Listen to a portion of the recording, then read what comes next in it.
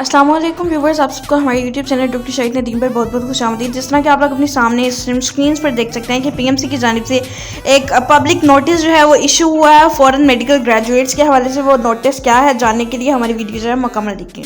सबसे पहले तो उन्होंने ट्वीट भी किया। ट्वीट में उन्होंने कहा कि national medical authority PMC has published a notification addressing the issues of foreign medical graduates को एड्रेस करते हुए उन्होंने एक नोटिफिकेशन जो है वो जारी किया है।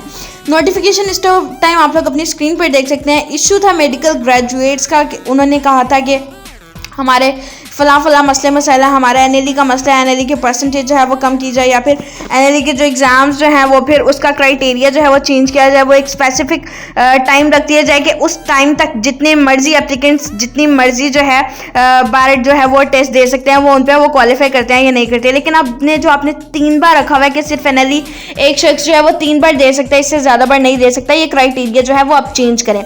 तो इस हवाले से पीएमसी ने कहा है कि हम ये क्राइटेरिया चेंज नहीं करेंगे। क्राइटेरिया एज इट इज जिस तरह से है उस तरह से ही रहेगा। सिर्फ एक बच्चा 3 बार टेस्ट दे सकता है। हम अपने एजुकेशन के सेक्टर को जो है वो उसको हम कोई उस पर कॉम्प्रोमाइज़ नहीं कर सकते हैं। हमारा जिस तरह से मेथड्स, जो रूल्स एंड रेगुलेशंस जो ऑलरेडी बने हुए हैं कॉन्स्टिट्यूशन में वही रहेंगे, हम उसको चेंज नहीं करेंगे।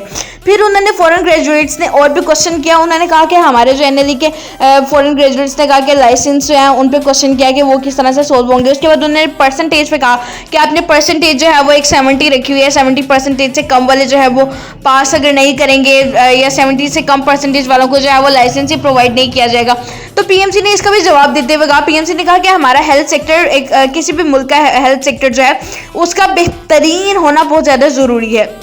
तो इस तरह ही हम भी अपने हेल्थ सेक्टर पर कोई कॉम्प्रोमाइज़ नहीं करेंगे। हाँ, जो हमारा ऑलरेडी परसेंटेज था 70% एनएलई का, हम वही परसेंटेज रखेंगे। 70% से कम नहीं रखेंगे या फिर इससे ज़्यादा भी फिलहाल नहीं करेंगे। 1% भी कम नहीं करेंगे। जो स्टूडेंट्स जो है वो 70% पे आ जाएंगे एनएलई में, उन क्वालिफाई कर लेंगे, उनको हम लाइसेंस दे देंगे और इससे हम अपने हेल्थ सेक्टर की अच्छी health sector, better health sector को हम जो है वो श्योर बनाते हैं। मजीद उन्होंने ये कहा कि वो तमाम फॉरेन स्टूडेंट्स जो कि चाइना के हैं, बीजिंग के हैं, किर्गिस्तान के हैं, यूक्रेन के हैं, बांग्लादेश के हैं, इंडिया के हैं, जहाँ कहीं के भी हैं, वो तमाम स्टूडेंट्स की उन्होंने फेल जो थे स्टूडेंट्स उनकी जो है वो लिस्ट रिजल्ट्स जारी कर दिए, जो कि हमने आपको अपने स्क्रीन पर दिखाए। इस टाइम मजीद आप लोग अपनी स्क्रीन पर मजीद रिजल्ट्स देख सकते हैं।